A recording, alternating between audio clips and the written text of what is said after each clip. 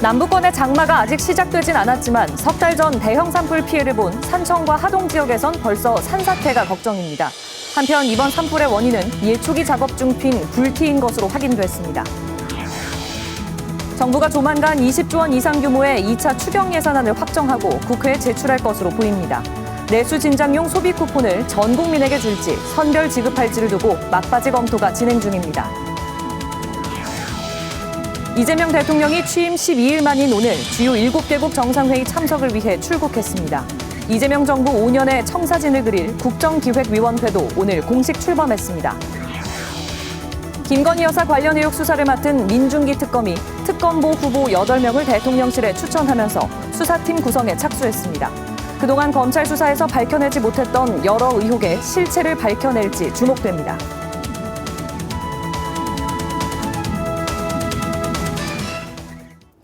여러분 안녕하십니까? 7시 뉴스 시작합니다.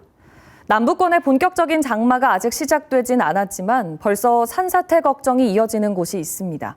석 달 전 대형 산불로 피해를 본 산청과 하동 지역인데요. 장마 시작 전 마무리해야 할 응급 복구 작업은 속도를 내지 못하고 있습니다.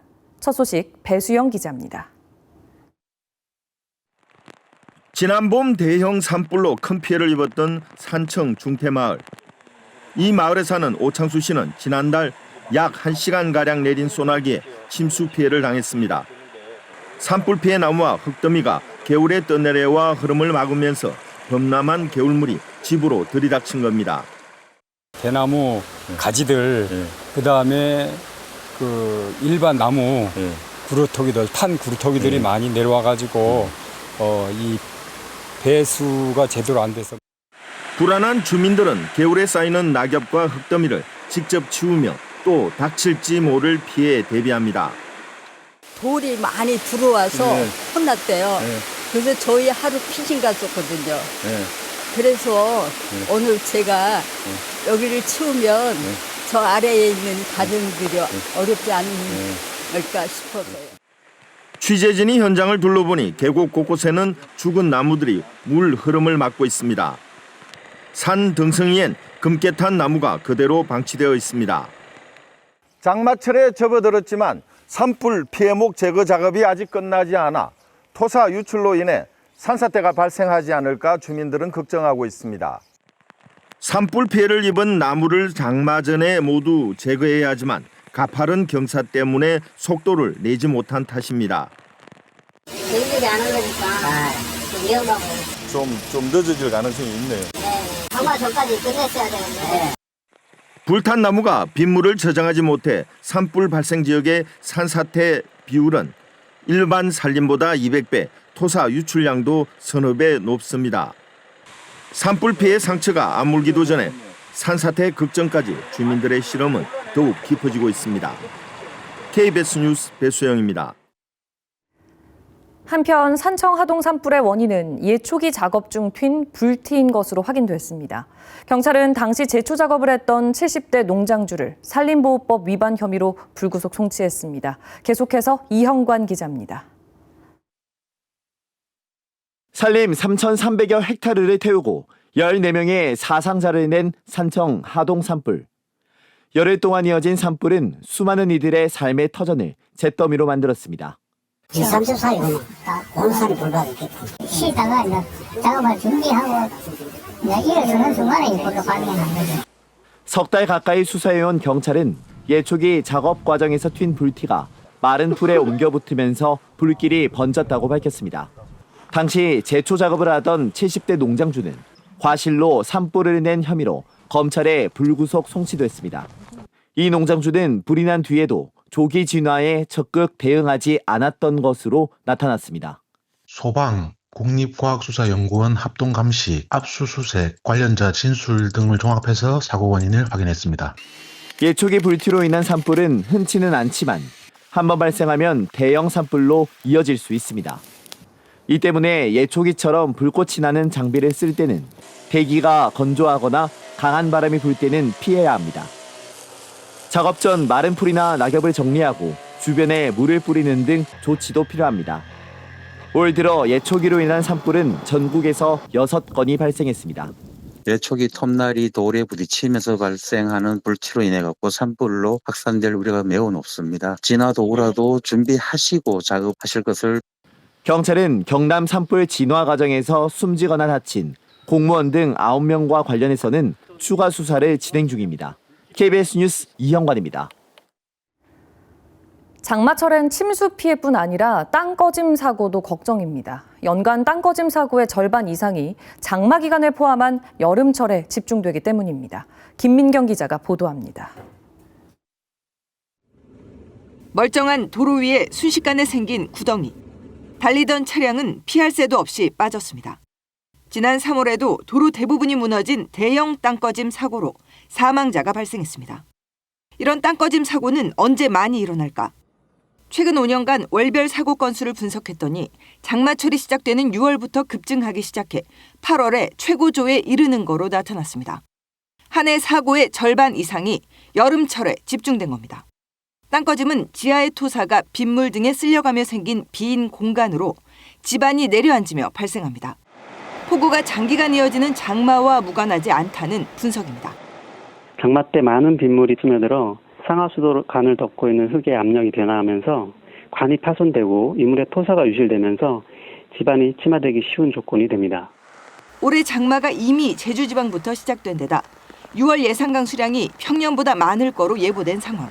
특히 지하공사 뒤 되메우기가 불량했거나 굴착공사가 부실했다면 땅꺼짐 가능성은 더 커집니다. 부실한 지하공사의 경우 인명피해가 큰 깊은 땅꺼짐으로 이어집니다. 되메움이 조금 검증되지 않은 현장 주변은 우리가 지속적으로 모니터링할 필요가 있습니다. 땅꺼짐 피해를 예방하려면 전조 현상을 주의 깊게 봐야 합니다. 평평하던 길이 갑자기 울퉁불퉁해지거나 맑은 날인데 도로가 젖는다면 즉시 그 장소를 벗어나 지자체에 신고해야 합니다. KBS 뉴스 김민경입니다. 정부가 조만간 2차 추경 예산안을 확정하고 국회에 제출할 것으로 보입니다. 총액은 20조 원 이상일 것으로 보이는데 경기 진작용 소비 쿠폰을 전 국민에게 보편 지급할지 아니면 취약계층에 선별 지급할지 여부를 놓고 막바지 검토가 진행 중입니다. 김준범 기자의 보도입니다. 2차 추가 경정 예산안은 이른바 20조 원 플러스 알파로 가닥이 잡혔습니다. 지난달 1일 국회를 통과한 1차 추경 13조 8천억 원과 합쳐서 30조에서 40조 원 사이에 정부 재정을 풀자는 방향입니다. 대선 전인 지난 2월 민주당이 총 35조 원 규모의 추경을 정부에 요구했던 것과 비슷한 수준입니다. 1차 추경에선 빠진 소비 쿠폰은 2차 추경엔 포함될 가능성이 큽니다. 정부 재정이 내수를 살릴 마중물 역할을 해야 한다는 공약사항을 반영할 거로 보입니다. 각 지자체가 발행하는 지역화폐와 정부가 발행하는 온누리 상품권 등 여러 형태의 소비 쿠폰을 모두 활용하는 쪽으로 가닥을 잡았습니다.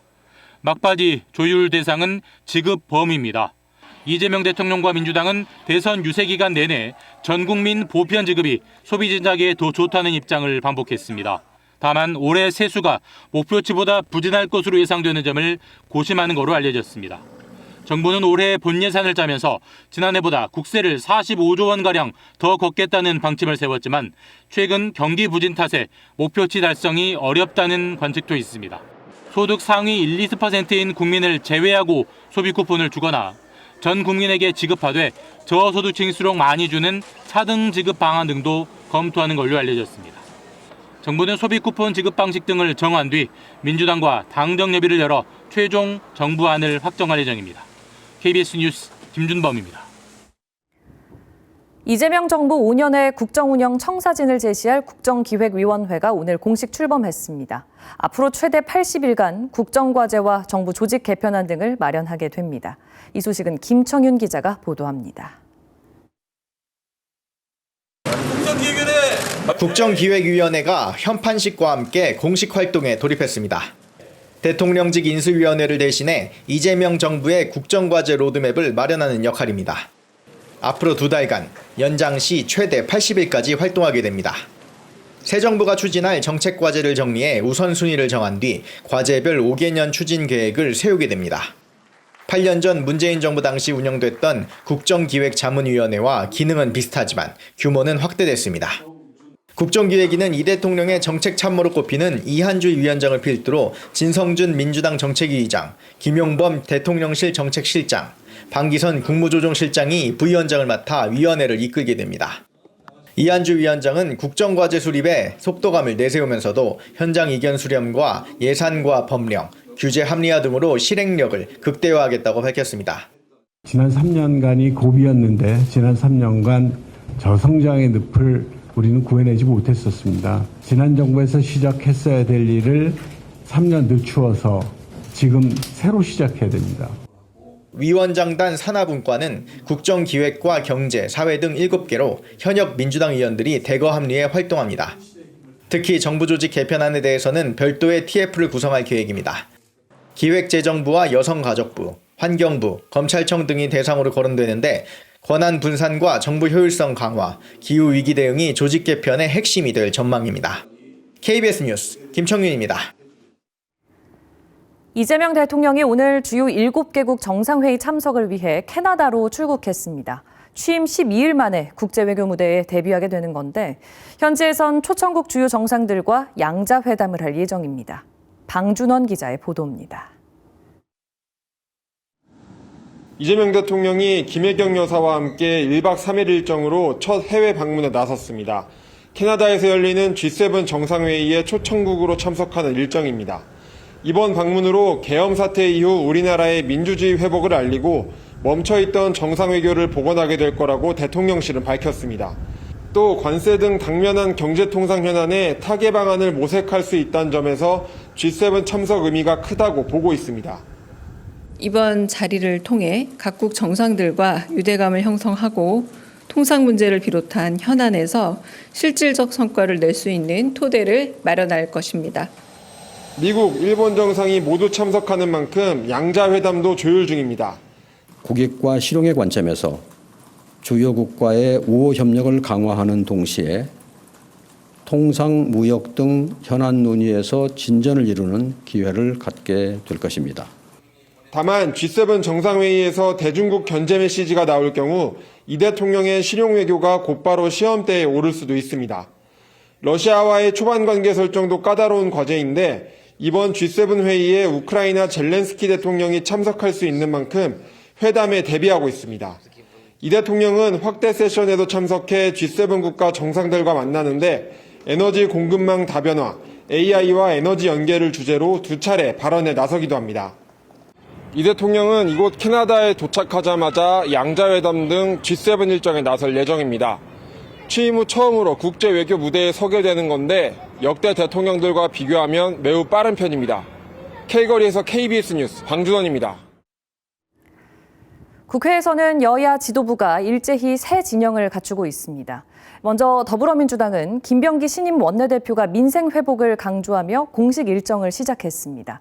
또 국민의힘에선 새 원내대표로 삼선의 송원석 의원이 선출됐습니다. 보도에 이유민 기자입니다.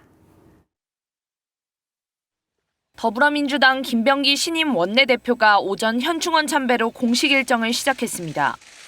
당대표 직무대행 자격으로 첫 최고위원회의를 주재하며 이재명 정부를 뒷받침하는 불침의 항공모함이 되겠다고 포부를 밝혔습니다. 그러면서 완전한 내란 종식과 국민 통합, 민생경제 회복을 약속했습니다. 시급한 민생 추경과 민생개혁 법안들을 신속, 정확하게 처리하고 관세 대응 등 대외 리스크를 최소한. 김민석 총리 후보자 관련 각종 의혹에 대해선 논란이라 생각하지 않는다며 당사자의 충실한 해명에 덧붙일 게 없다고 말했습니다. 민주당은 오는 8월 2일 전당대회를 열고 차기 당대표를 선출하기로 했습니다. 다음 달 19일 충청권을 시작으로 권역 순회 경선에 돌입합니다. 당대표 선거는 4선 정청래 의원과 3선 박찬대 전 원내대표의 2파전 구도가 전망됩니다. 국민의힘의 새 원내사령탑에는 TK 3선 송원석 의원이 선출됐습니다. 김성원, 이현승 의원과의 3파전에서 106표 중 60표, 과반 득표로 당선됐습니다. 송원석 신임 원내대표는 당의 통합과 쇄신을 통해 강한 야당을 만들겠다고 약속했습니다. 변화와 쇄신이 필요하고 퇴행적인 그런 행위를 하는 것은 대단히 잘못된 생각이고 미래만 보고 가야 되고. 오늘 원내대표 선거에 앞서 김용태 비상대책위원장은 새 원내대표가 5대 개혁안에 대한 당원 여론조사 실시와 함께 개혁 의지를 보인다면 사퇴하겠다는 입장을 밝혔습니다. 한편 국민의힘은 김민석 후보자 논란에 대해 후원자와 정치적 자웅동체냐고 공세 수위를 높이면서 자진 사퇴를 촉구했습니다. KBS 뉴스 이유민입니다. 이어서 진주에서 전해드립니다. 보건복지부가 대형 산불로 특별 재난지역으로 지정된 산청과 하동 등 전국 8곳 이재민에게 최대 6개월까지 의료급여를 지원합니다. 산청과 하동의 의료급여 수급자는 무료로 병의원에 입원할 수 있고 외래는 최대 2,000원만 부담하면 됩니다. 사천시가 내년부터 사천 에어쇼를 국제산업박람회로 전시회로 전환하기 위한 절차에 착수했습니다. 사천시는 기존 관광객 관람형 행사에서 우주항공 방위산업전으로 행사를 확대하기 위해 전시 운영팀을 신설하고 국내외 200개 기업 참여를 목표로 준비를 시작합니다. 남해군은 민자유치 사업으로 추진된 솔비치 남해리조트가 다음 달 5일 개장한다고 밝혔습니다. 이 리조트는 450여 객실 규모로 남해군은 연간 50만 명이 방문해 지방세 세입이 최소 317억 원 발생할 것으로 기대했습니다. 산청군이 한국관광공사의 지역관광 성장자치단체에 선정됐습니다. 이번 선정은 빅데이터를 바탕으로 전국 48개 자치단체를 평가해 5곳을 최종 선정한 것으로 경남에서는 산청군이 유일하게 포함됐습니다. 지금까지 진주에서 전해드렸습니다. 김건희 여사 관련 의혹 수사를 맡은 민중기 특검이 실무를 지원할 특검보 후보 8명을 대통령실에 추천하면서 본격적인 수사팀 구성에 착수했습니다. 조은석 내란 특검도 대검찰청에 검사 9명을 요청했고 순직 해병 사건 수사를 맡은 이명현 특검도 인선을 서두르고 있습니다. 오승목 기자가 보도합니다. 민중기 특검은 특검보 후보 8명을 선정해 이재명 대통령에게 임명해달라 요청했습니다. 특검보 추천과 관련해 민특검은 단기간 내 수사를 마쳐야 해 수사 능력을 고려했다고 밝혔습니다. 또 특검보가 임명되는 대로 김 여사가 받는 16가지 의혹에 수사 우선순위를 정하겠다고도 했습니다.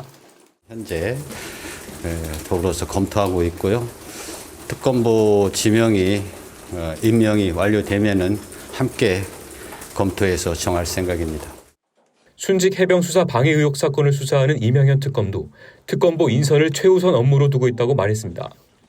대한변협의 추천을 받을 것인지에 대해선 그 정도 규모는 아니라고 선을 그었습니다.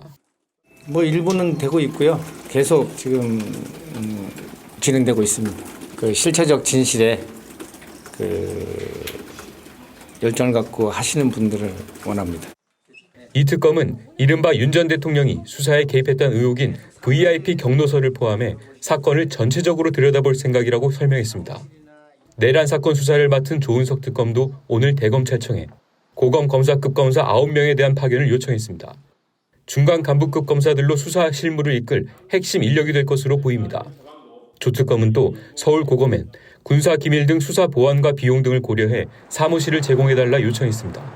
KBS 뉴스 오승목입니다. 검찰이 명태균 씨 관련 본격 수사를 시작한 건 지난해 10월입니다. 하지만 반년이 넘도록 대통령 부부 공천 개입과 여론조사 조작 의혹 등에 대해선 결과를 내놓지 못하고 있는데요. 이번 특검이 그 실체를 밝혀낼 수 있을지 주목됩니다. 보도에 최진석 기자입니다. 창원지검이 윤석열 전 대통령 부부 공천 개입 의혹 사건의 중간 수사 결과를 발표한 건 지난 2월. 당시 검찰은 창원 국가산단 후보지 선정 정보를 이용해 부동산 투기를 한 혐의로 김영선 전 국회의원과 남동생 2명을 기소했습니다. 검찰은 또 재력가 조모 씨로부터 법률 자문료 명목으로 불법 정치자금을 받은 혐의로 김 전 의원을, 허위로 정책개발비를 타낸 혐의로 강혜경 씨 등을 추가 기소했습니다. 그러나 윤 전 대통령 부부의 공천 개입과 유력 정치인들의 불법 여론조사 제공 의혹 등 핵심적인 사건들은 서울중앙지검으로 이송한 뒤 수사 결과를 내놓지 않고 있습니다.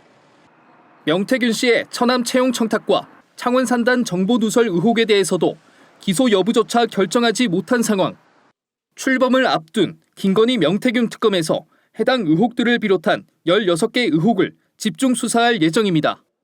실제로는 어떠한 것도 밝혀진 게 없는 그런 상황이라고 보여지고 덮기만 덮었다라는 겁니다. 명 씨도 결백을 밝히겠다며 특검에 적극 협조하겠다는 입장입니다. 특검을 얼마나 찬성하고 원했는지 모릅니다. 왜냐하면 여러분들이 가짜뉴스로 사람을 악마화시켜버려서 내가 어떻게든지 간에 결백을 조금이라도 밝힐 거는 특검밖에 없겠다.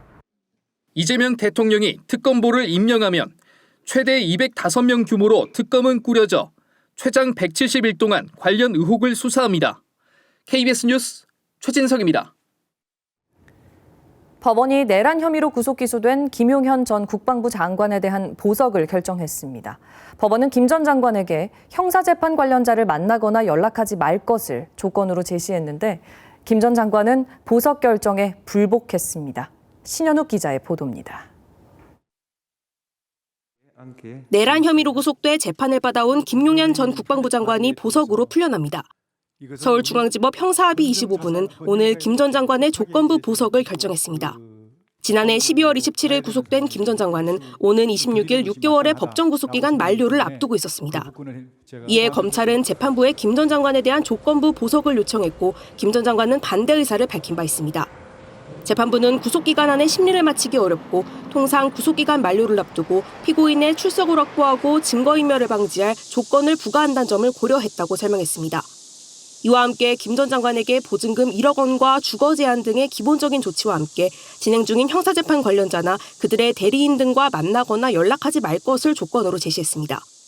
김 전 장관 측은 법원의 결정에 대해 사실상 구속 상태를 불법적으로 연장하기 위한 수단에 불과하다며 항고하고 집행정지도 신청하겠다고 밝혔습니다. 앞서 김 전 장관 측은 지난 1월 법원에 보석을 청구했으나 기각됐고 이에 불복해 항고했으나 2심도 이를 기각했습니다. 김 전 장관 측은 이후 한 차례 더 보석을 신청했으나 지난 4일 스스로 청구를 취하했습니다. 한편 오늘 3대 특검 임명 이후 처음으로 윤석열 전 대통령의 내란 우두머리 혐의 재판이 진행됐습니다. 윤 전 대통령은 특검에서 소환 조사를 요구하면 응할 것이냐는 취재진 질문에 아무런 답을 하지 않았습니다. 오늘 공판에는 김 전 장관을 보좌한 김철진 전 국방부 군사보좌관이 증인으로 출석합니다. KBS 뉴스 신현욱입니다. 이어서 간추린 경남 소식입니다. 하나오션 하청 노동자의 고공농성이 90일째 이어지고 있는 가운데 노사가 단체 교섭 타결에 난항을 겪고 있습니다. 하나오션 하청 노사는 어제 상여금 50% 인상에 합의하는 등 타결 기대를 모았지만 남은 6개 조항에 대해서는 이견을 보이면서 교섭을 잠정 중단했습니다. 이에 따라 470억 원 규모의 손해배상 청구 소송 취하도 장담할 수 없게 됐습니다. 전교조 경남지부가 오늘 기자회견을 열고 오는 21일에 시행될 학교안전법 개정안의 시행령 정비를 촉구했습니다. 이들은 학교안전법 시행령에 보조 인력을 배치하는 기준과 안전관리 지침의 구체적인 내용, 위험도를 평가하는 방법 등이 명시되지 않았다며 시행령이 마련될 때까지 교육청은 현장 체험학습 중단을 각 학교에 권고해야 한다고 주장했습니다. 더불어민주당 경남도당은 논평을 통해 비상계엄과 내란을 옹호, 찬양한 시의원들이 대한민국 민주주의 전당 운영자문위원회 이름을 올리는 건 부적절하다며 선임 철회와 창원시의 사과를 촉구했습니다. 창원시는 관련 조례에 따라 손태화 창원시 의장의 추천으로 국민의힘 김미나, 남재욱 시의원을 민주주의 전당 운영자문위원회에 추천했고 민주 관련 단체가 반발하고 있습니다. 창원시의회 박혜정 의원은 최근 행정사무감사에서 창원 시립합창단원이 총 전체 86명인데 연습 공간은 5곳에 불과하고 샤워실과 탈의실을 임시 휴게 공간으로 사용하고 있다고 지적했습니다. 또 3.15 아트센터 지하에 있는 연습실도 밀폐된 구조로 단원들이 건강 문제를 호소하고 있다며 대책 마련을 촉구했습니다. 김해 시가 내년부터 시내버스 준공영형 목표 원가 관리제를 도입합니다. 김해 시는 용역 결과 전년도 시내버스 운영 실적과 물가 상승률 등을 반영해 재정 지원 상한선을 정하는 제도가 타당하다고 밝히고 이를 도입하면 10년 동안 1,000억 원 이상의 비용을 줄일 것으로 추산했습니다. 오늘 새벽 3시쯤 통영 방화도 인근 해상에서 주업을 마치고 돌아오던 24톤 어선이 좌초됐습니다. 신고를 받고 출동한 통영해경은 선장 등 8명을 모두 구조해서 인명피해는 없었습니다. 해경은 선체 확인 결과 바닥 부분에 구멍이 뚫려 물이 차고 있었다며 구멍 봉쇄와 배수 작업 등을 했습니다. 오늘 오전 11시 반쯤 부산 외곽순환고속도로 창원 방향 김해 진영분기점 램프 구간에서 탱크로리 화물차가 옆으로 넘어졌습니다. 이 사고로 다친 사람은 없었지만 사고 처리 작업으로 도로가 막히면서 차량들이 휴게소 방향 도로로 우회하는 불편을 겪었습니다. 지금까지 간추린 경남 소식이었습니다. 창원 웅동 1지구 개발 사업은 경남에서 파행을 겪는 대표적인 대형 사업입니다. 경남개발공사가 단독 사업 시행자로 나서면서 새로운 민간 사업자를 발굴한다며 새 판짜기에 나섰는데요. 하지만 사업 주체만 달라졌을 뿐 근본적인 문제점은 그대로 둔 채 시간 끌기용이라는 비판이 제기되고 있습니다. 이대환 기자입니다. 골프장만 짓고 버티는 민간 사업자로 인해 10년 이상 표류 중인 웅동 1지구 사업. 게다가 대주단이 사업비 1,050억 원 대출 연장을 거부하면서 사업 자체가 벼랑 끝에 내몰렸습니다. 경남개발공사를 단독 시행자로 선정하는 대신 창원시는 토지 소유권을 인정받는 조건으로 관련 소송을 취하기로 지난달 합의했습니다. 토지 소유권을 좀 더 확고히 확보하고 그 처분권을 가진다는 것과 좀 더 나은 발전을 위한 그런 하나의 계기가 될 거라고 생각을 합니다. 하지만 생계 대책 어민들은 골프장만 운영 중인 민자 사업자를 위한 시간 끌기라고 반발하고 있습니다. 특히 지난해 정부의 경영평가에서 최하위 등급을 받은 경남개발공사가 단독으로 사업을 추진하는 것은 무리라는 겁니다. 민간에 사업권을 주면 특혜라고 하면서 대책 같지도 않은 대책을 정상화라고 포장하여 어민을 기망하고 있는 것이며 또 경남개발공사가 웅동 1지구 개발 계획을 변경하겠다며 발주한 용역 기간만 무려 3년. 사실상 3년 동안 현재의 민자 사업자가 골프장을 계속 운영할 수 있어 특혜라는 지적이 나오는 이유입니다. 효과성이 아무것도 담보되지 않습니다. 아무 세부적인 계획은 없고 단지 3년의 기간을 벌기 위한 협약이 아닐까라는 의구심을 가지고 있습니다. 또 오는 9월쯤이면 대주단이 빌려줬던 1,050억 원을 갚으라는 압박이 커질 것으로 예상되면서 의회 동의 없이 지급 보증을 했던 창원시와 경남개발공사가 어떻게 이를 상환할 것인지 세부 계획이 없는 점도 시간 끌기라는 지적에 힘을 싣고 있습니다. KBS 뉴스 이대환입니다. 최근 김해국제공항에서 항공기가 허가받은 활주로가 아닌 다른 활주로에 잘못 착륙하는 사고가 잇따르고 있습니다. 왜 유독 김해공항의 활주로 오착륙이 잦은지 최위지 기자가 취재했습니다. 지난 12일 김해공항에 접근하던 타이완 국적의 중화항공 항공기가 허가받지 않은 활주로에 착륙했습니다. 허가를 받은 활주로는 조종석 기준 우측 18R 활주로였는데 좌측 18L 활주로에 잘못 착륙한 겁니다. 당시 좌측 활주로에는 다른 항공기가 이륙을 앞둔 상황. 관제사가 급히 해당 항공기의 진입을 중단시켜 가까스로 충돌 사고를 막았습니다. 조종사는 지금 면담을 다 했고요. 준수사고로 해가지고 지금 조사가 진행 중에 있습니다. 오착륙 사고는 이번뿐만이 아닙니다.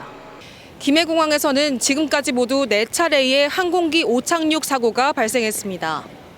지난 3월 진에어 항공기 오착륙에 이어 올해만 벌써 2번째입니다. 공통점은 모두 선회 착륙 과정에서 일어난 사고라는 것.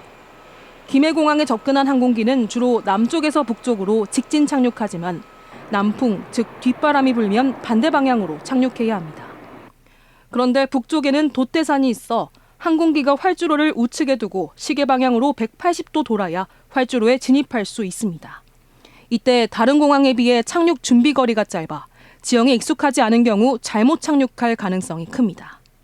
공항을 폐쇄하기 전까지 아니면 공항을 이전하기 전까지는 기존에 있는 상황을 지형적 특성을 감수한다면은 반복적인 훈련을 할 수밖에 없는 거죠. 이딴 오착륙 사고에 국토교통부가 김해공항을 특수공항으로 지정해 활주로 시설물을 보강하고 직진 착륙 조건까지 완화한 상황. 하지만 근본적인 해법이 없어 선회 착륙 과정에서 활주로 오착륙이 끊이질 않고 있습니다. KBS 뉴스 최위지입니다. 요즘 외식 물가 많이 오른 게 체감이 되는데요. 점심과 인플레이션을 합친 런치플레이션이라는 말이 등장할 정도입니다. 이렇다 보니 비교적 저렴하게 끼니를 해결할 수 있는 구내식당이 인기를 끌고 있습니다. 백상현 기자가 취재했습니다. 세종시청 구내식당. 점심시간이 되자 배식대부터 바깥 복도까지 긴 줄이 늘어섰습니다. 최근 점심값 부담이 커지자 10분도 안 돼 300석 가까운 자리가 가득 차기 시작했습니다. 한 끼 4,000원에 불과해 시청 직원은 물론이고 외부인 이용도 늘고 있습니다. 너무 많이 오르다 보니까 밖에서 먹기가 너무 부담스럽고 그러다 보니까 자연스럽게 구내식당을 매주 그냥 4번 정도 이용하는 것 같아요. 인근의 공공기관에선 구내식당에 직원들이 몰리자 이용 순서까지 정했습니다. 식당 이용자 많아져가지고 교대로 먹고 있는데요. 15분 단위로 부서별로 나눠가지고 3교대로 먹고 있습니다. 점심 식사를 뜻하는 런치와 인플레이션이 합쳐진 런치플레이션은 통계로 확인됩니다. 최근 5년 사이 전체 소비자 물가지수가 16% 오르는 동안 외식 물가는 25%나 올랐습니다. 품목별로는 김밥과 햄버거의 상승률이 각각 38%와 37%로 가장 높았고 떡볶이와 짜장면이 뒤를 이었습니다. 비교적 가볍게 즐기던 점심마저 부담이 커진 겁니다. 외식 물가가 500원, 1,000원만 오른다 하더라도 그게 한 달로 치면 상당한 지출의 증가가 있기 때문에 체감상은 더 많이 오른 걸로. 점심 도시락을 다시 들고 다니는 직장인도 늘고 있는 상황. 하지만 식자재비와 인건비 상승에 고환율 등이 복합적으로 맞물리면서 상승 흐름을 깨긴 쉽지 않아 보입니다. KBS 뉴스 백상현입니다. 서울 집값 오름세, 다른 나라 얘기 같다고 느낀 분들 많으실 겁니다. 실제로 서울과 부산 이 두 도시의 아파트 매매가가 역대 최대인 3.5배까지 벌어지는 등 부동산 양극화가 갈수록 뚜렷해지고 있습니다. 강지아 기자의 보도입니다. 지난해부터 들썩이던 서울주택 가격 상승세는 멈출 줄 모릅니다. 서울의 주택종합 매매가격 지수는 지난달 0.38% 올라 전월 0.25%보다 상승폭이 더 커졌습니다. 14개월 연속 상승세입니다. 반면 부산은 지난달도 0.24% 내려 36개월 연속 하락했습니다. 더 심각한 건 이런 양극화가 장기화 고착화한다는 겁니다. 서울 아파트의 3.3제곱미터당 평균 매매 가격은 4,250만 원, 10년 동안 148% 올랐습니다. 부산 아파트는 1,214만 원으로 10년 동안 51% 상승하는 데 그쳤습니다. 서울과 부산의 아파트 가격 차이는 10년 동안 2.1배에서 3.5배로 커졌습니다. 서울의 공급 부족 상황에 인구와 일자리에 따른 수요 격차까지 커 양극화가 심화하는 모양새입니다. 공급이 부족한 상황이 발생되고 있는 상황이고 반대로 지방 지역에는 이와 달리 인구 유출, 경제 체력의 저하 등으로 인해서 여기에 정부의 부동산 정책도 한몫했습니다. 다주택자를 규제하기 위해 보유세와 양도세 등의 무거운 세금을 매기는 조치가 오히려 지방주택을 팔고 서울에 똘똘한 한 채로 쏠리는 현상을 부추겼습니다. 이제 1주택자 중심의 이제 똘똘한 한 채 정책이 지속이 되면은 양극화는 더욱 심해질 수밖에 없을 것 같습니다. 서울 집값 상승이 현재 수도권까지 확산 조짐을 보입니다. 다주택자 규제를 강화하면 양극화가 불가피하고 규제를 풀면 지방에 투기성 자본이 몰리고 새 정부의 부동산 정책 방향에 따라 집값이 요동칠 전망입니다. KBS 뉴스 강지아입니다. 이스라엘과 이란 간 교전이 나흘째 격화하고 있습니다. 밤낮을 가리지 않는 공격으로 양측에서 사상자가 속출하는 가운데 민간인 피해가 커지고 있습니다. 홍진아 기자가 보도합니다. 이스라엘과 이란 간 교전 나흘째. 이란이 또다시 이스라엘 주요 도시를 향해 미사일을 발사했습니다. 이스라엘이 방공 시스템을 가동해 미사일을 격추해보지만 일부 미사일은 방공망을 뚫고 지상에 떨어집니다. 집중 타격 대상이 된 정유 공장 주변 지역과 주요 도시 건물들이 크게 부서졌습니다.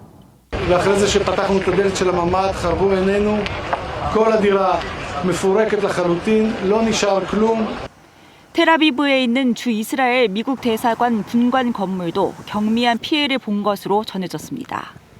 이번 공격으로 8명이 숨지고 수백 명이 다쳤다고 CNN과 이스라엘 언론은 전했습니다. 이스라엘도 이란의 군사시설을 노린 대대적인 공습에 나섰습니다.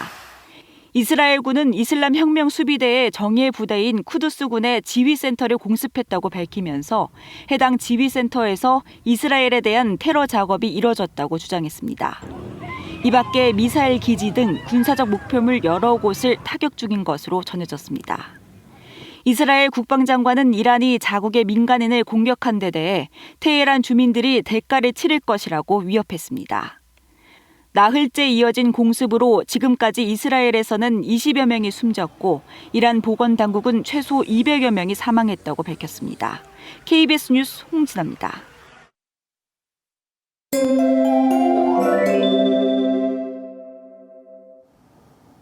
비구름대가 동해상으로 빠져나가면서 다시 맑은 하늘을 되찾았습니다. 내일은 낮 기온이 30도 안팎으로 한여름처럼 무덥겠는데요. 습도가 높아서 체감더위는 이보다 더 강하겠습니다. 서부 내륙을 중심으로는 대기가 불안정하겠습니다. 내일 오전부터 오후 사이 돌풍과 벼락을 동반한 5에서 30mm의 소나기 가능성이 있겠습니다. 한편 밤사이 경남 곳곳에 가시거리 1km 미만의 안개가 끼는 곳이 있겠습니다. 내일은 가끔 구름만 지나면서 대체로 맑은 하늘 드러나겠습니다. 내일 아침 창원이 21도, 밀양이 20도로 오늘보다 조금 낮겠고요. 한낮에는 창원이 28도, 창녕이 31도로 예년보다 1에서 3도가량 높겠습니다. 서부 지역도 진주가 20도, 거창이 19도로 출발하는 아침이겠는데요. 한낮에는 산청이 30도, 합천 32도 예상됩니다. 바다의 물결은 남해동부 먼바다에서 최고 3.5m로 매우 높게 일겠습니다. 금요일부터 일요일까지 경남엔 비 소식이 있겠습니다. 날씨였습니다.